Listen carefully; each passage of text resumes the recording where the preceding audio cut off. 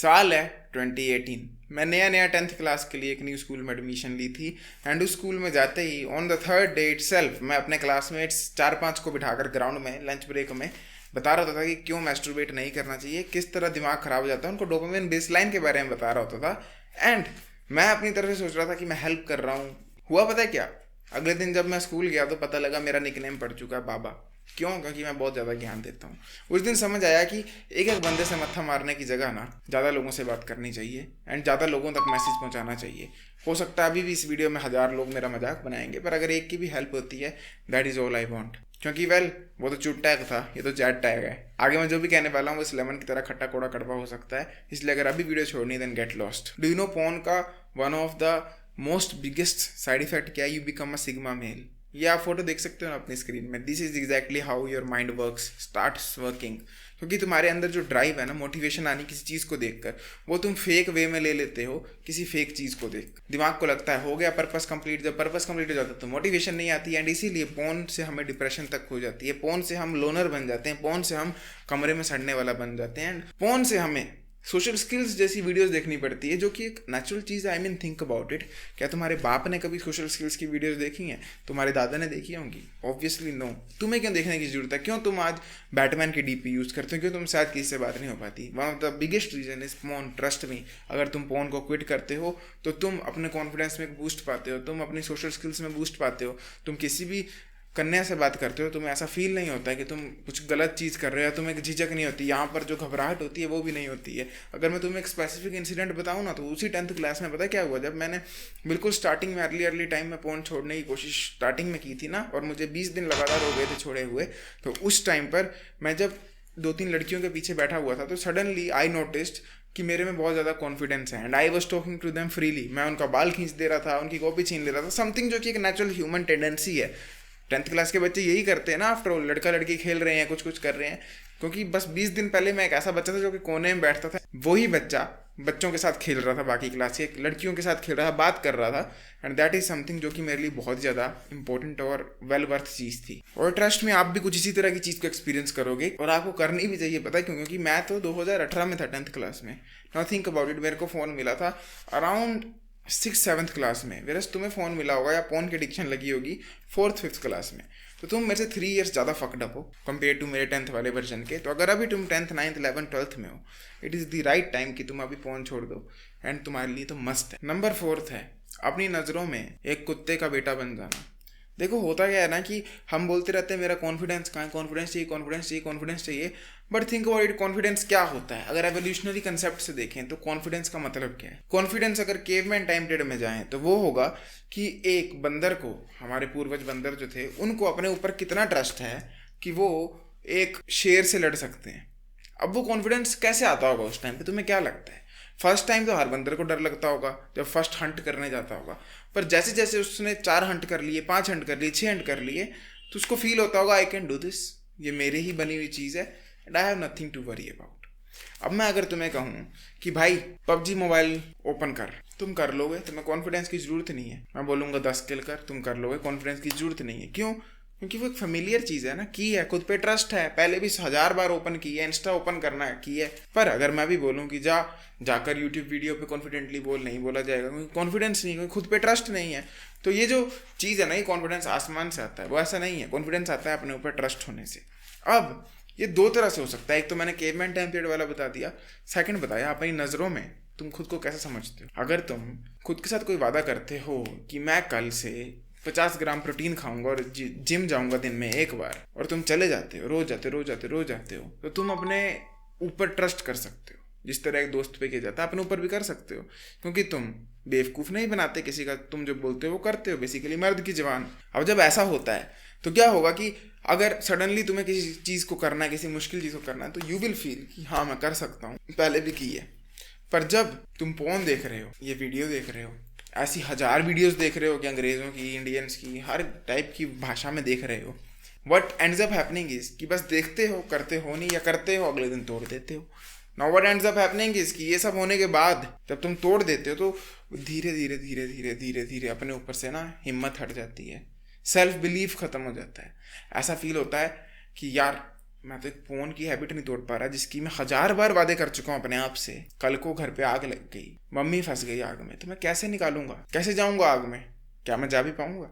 And यही छोटी छोटी चीजें कॉन्फिडेंस को बिल्डअप करती हैं। तो जब तुम फोन देखे जा रहे हो तो तुम अपने कॉन्फिडेंस को भी डिस्ट्रॉय कर रहे हो। कहीं ना कहीं तुम्हें फील हो रहा है you are not worth it, you are a loser, self believe खत्म हो रहा है तुम्हारा। एंड वो खत्म हो जाए तो वो one of the darkest pits of hell होता है। उससे बाहर निकलना बहुत ही मुश्किल होता है।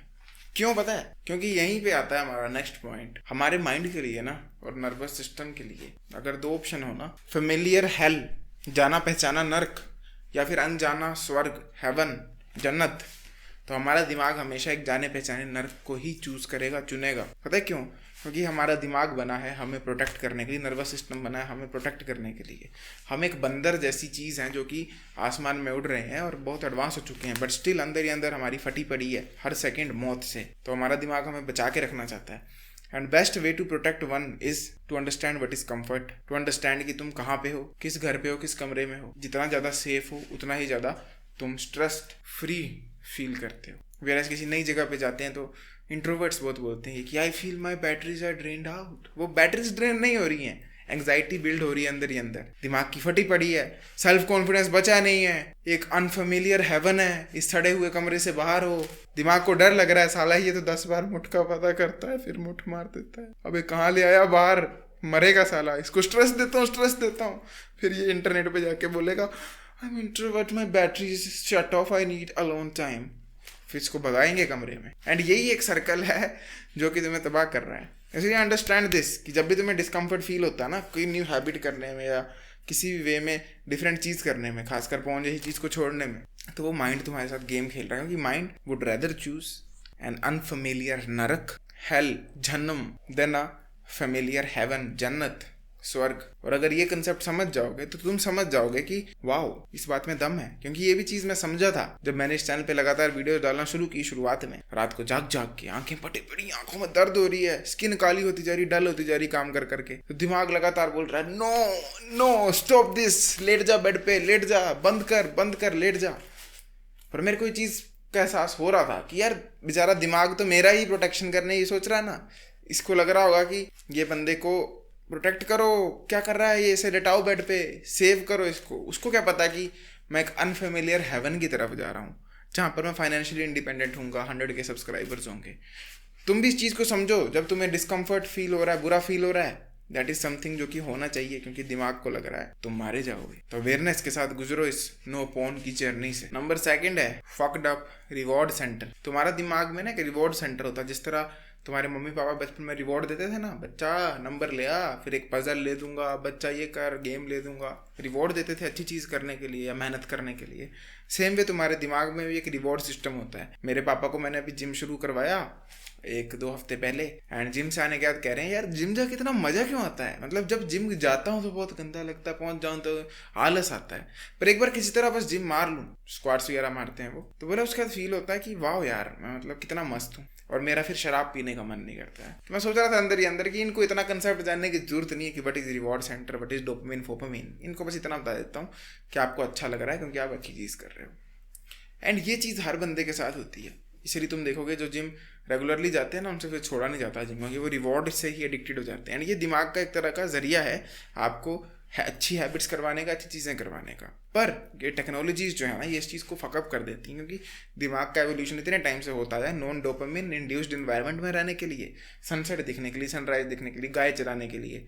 हमने इसको कर दिया है एक डिफरेंट ही इन्वायरमेंट में शिफ्ट, सिर्फ 50-40 ईयर्स में, जो कि है कमरे में, लाइट में, कंप्यूटर में, फ़ोन में, 1000 तरह की चीज़ों में। तो ये जो पॉर्न है ना, ये हमारे दिमाग में ड्रग्स की तरह ना बार बार रिवॉर्ड को जनरेट करवाता है, एंड इस तरह से पागल कर देता है और इतनी खुशी दे देता है वो रात को सोने की कि दिन की बाकी खुशियाँ एक तरफ, रात की खुशी वो मुठ मार के एक तरफ। अब होता क्या है कि बंदे को बाकी चीज़ में जब खुशी नहीं मिलेगी तो उसकी लाइफ का पर्पस क्या बन जाएगा, सिर्फ मैस्टरबेशन। उसको और कुछ नहीं चाहिए। फिर वो खुश है 5000 की सैलरी में भी, वो खुश है गरीबी में भी, एज लॉन्ग एज उसको मुठ मारने को मिल रही है। एंड ये चीज़ पोर्न में नहीं, हर तरह के एडिक्शन में देखने को मिलती है। बड़े से बड़ा शराबी, गरीब से गरीब शराबी, सब के सब जब शराब में फंस जाते हैं ना, they don't care at all कि उनको और कुछ चाहिए और कुछ बनना, बच्चे बीवी कुछ मतलब नहीं, सिर्फ शराब चाहिए और कुछ नहीं चाहिए। सेम वे जो पोर्न से एडिक्ट हो जाता है उसका दिमाग भी इस तरह से लाइन हो जाता है कि बस पोर्न चाहिए, मुठ चाहिए और कुछ भी नहीं चाहिए, कोई पर्पस नहीं, कोई एम्बिशन नहीं। तो अगर तुम पोर्न नहीं छोड़ते तो understand this, next 5 to 6 years में तुम purposeless, directionless, depressed, under confident बंदा बन जाओ, जिससे कुछ भी अचीव नहीं हो पाएगा लाइफ में। एंड नंबर 1, एक्सेसिव पोर्न देखने से तुम अपने दिमाग को इतना चेंज कर देते हो कि तुम लड़कियों को ऑब्जेक्ट्स की तरह देखने लग पड़ते हो। स्टडी डिस्क्रिप्शन में डाल दूंगा, देख लेना। कल एक बंदे की मैंने वीडियो देखी, उसने मेरे ऊपर बनाई थी कि मैं कितना घटिया इंसान हूँ। मेरे को लगा कुछ एक्चुअल क्रिटिसिज्म देगा कि मैं लुक्स की बात करता हूँ तो घटिया हूँ, मैं भी कुछ इस तरह का। बट उस बंदे ने कही चीज़ कही कि उसका ध्यान सोचा ये वीडियो बनाना जरूरी है। आप खुद सुनो क्या कह रहा था।